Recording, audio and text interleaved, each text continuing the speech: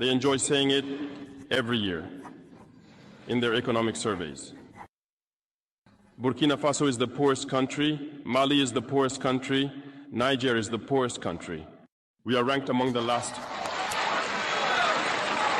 Very well, if we are as poor as they say, but when the time came to take responsibility, we asked these masters to leave. Why don't they want to leave? When we take the case of Niger, for over 40 years, some countries have been exploiting uranium to produce energy for themselves.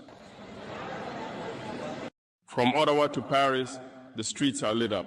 That's the light. But in Niger, it's darkness that is served to us. When you go to our states, our lands are riddled with holes, everywhere in search of precious metals like gold, but often there isn't even the slightest accessible road to reach the areas where they exploit gold, let alone some basic social services. That's why we decided to revolt and take the destiny of our countries into our own hands. There are many other examples.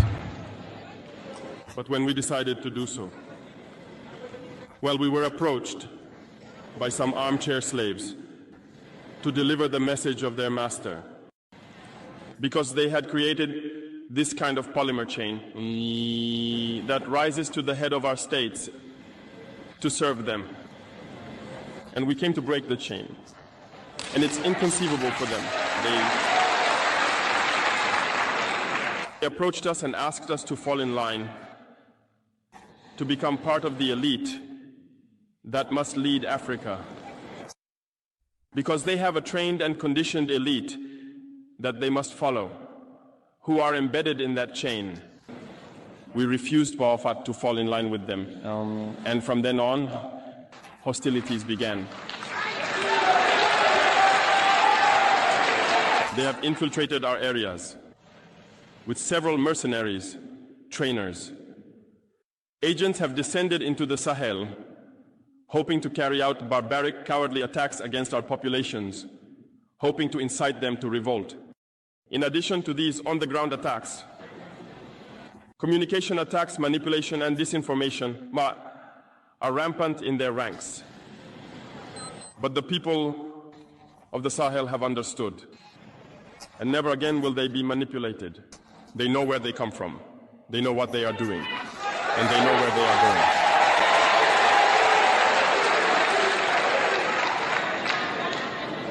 We will no longer allow this. People are awake and fighting today, not for ourselves, but for future generations.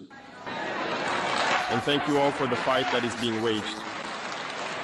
This never makes us cry. We will not tremble. We will face it. We will fight for true independence, for our freedom. Because to scare the people of AES, these individuals only have 3 terms in their mouths: democracy, freedom, human rights.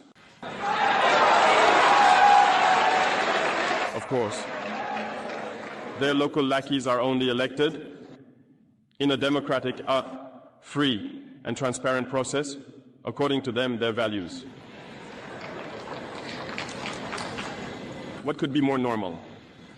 That they want to impose this on us, because they are the ones who set the rules.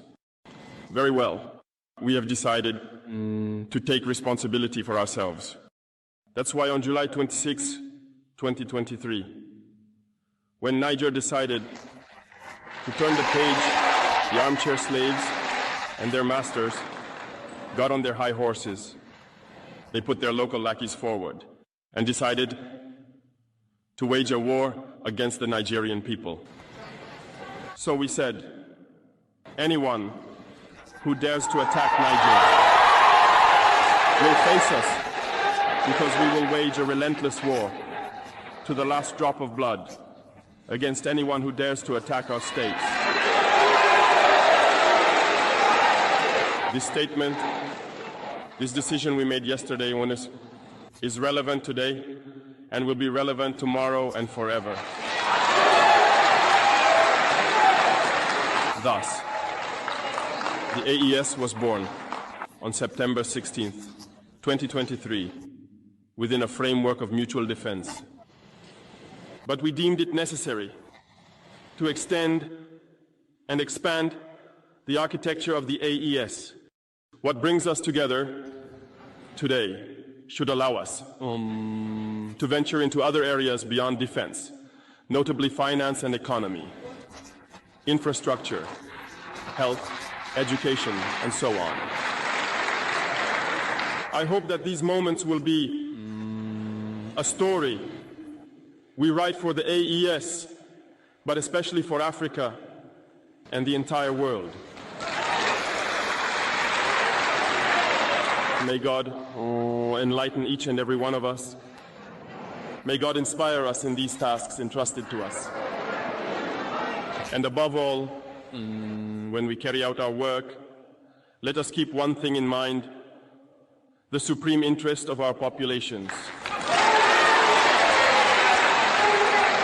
With that, we pray once again to the good Lord to accompany us all in our various tasks, to protect our fighters, who, thanks to them, allow us to sit here and discuss the future of our states.